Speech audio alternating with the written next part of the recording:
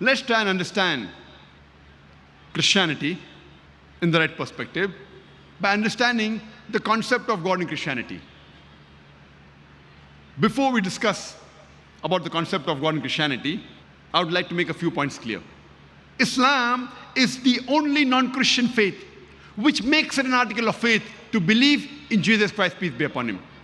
No Muslim is a Muslim if he does not believe in Jesus Christ, peace be upon him. We believe that he was one of the mightiest messengers of Allah subhanahu wa ta'ala, of Almighty God.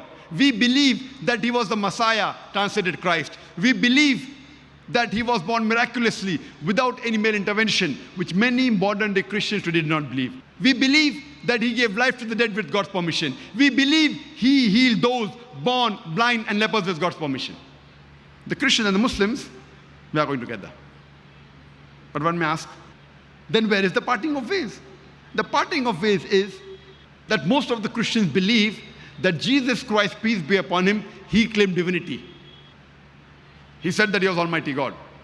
In fact, if you read the Bible, there is not a single unequivocal statement in the complete Bible where Jesus Christ, peace be upon him, himself says that I am God, or where he says worship me.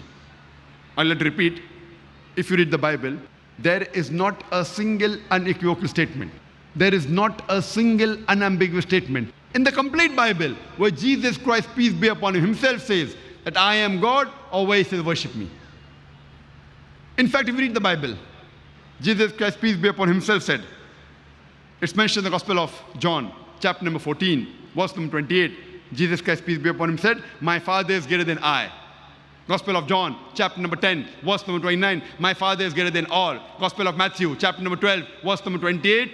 I cast out devil with the Spirit of God. Gospel of Luke, chapter number 11, verse number 20. I with the finger of God cast out devil. Gospel of John, chapter number 5, verse number 30. I can of my own self do nothing. As I hear, I judge, and my judgment is just. For I seek not my will, but the will of my Father. Anyone who says, I seek not my will, but the will of Almighty God, he's a Muslim. Jesus Christ, peace be upon him, was a Muslim. He never claimed divinity. It's clearly mentioned in the Bible, in the Gospel of Matthew, chapter number 5, verse number 17 to 20. Jesus Christ, peace be upon him, says, think not that I have come to destroy the law of the prophets. I have come not to destroy, but to fulfill. Until the heavens and the earth pass away, not one jot or tittle shall pass away. And whosoever shall break one of the least commandments and teach men to do so will be called least in the kingdom of heaven. And whosoever shall keep them and teach the same shall be called great in the kingdom of heaven. Unless your righteousness exceeds the righteousness of the scribes and the Pharisees, in no way shall you enter the kingdom of heaven. This is a verbatim quotation from the Bible, from King James Version, Gospel of Matthew, chapter number 5, verse number 17 to 20. Jesus Christ, peace be upon him, said that if you want to enter paradise, you have to be better than the Jews. You have to follow each and every commandment.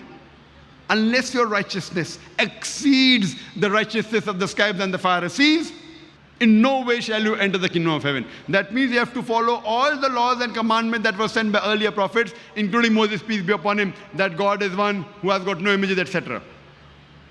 Jesus Christ, peace be upon him, he never claimed divinity.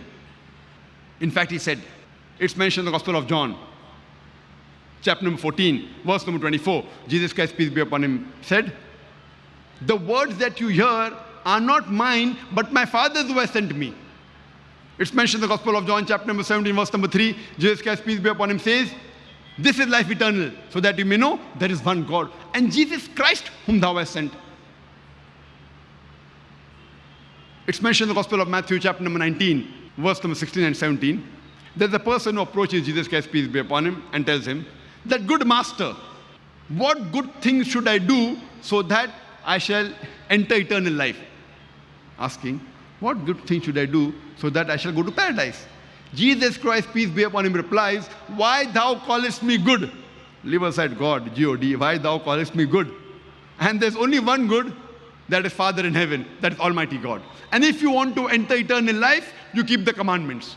Jesus Christ, peace be upon him, did not say that if you want to enter Jannah, if you want to go to paradise, you believe that I'm God.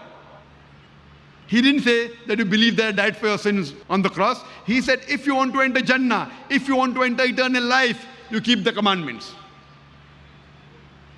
And it's clearly mentioned in the book of Acts, chapter number 2, verse number 22. Ye men of Israel, listen to this.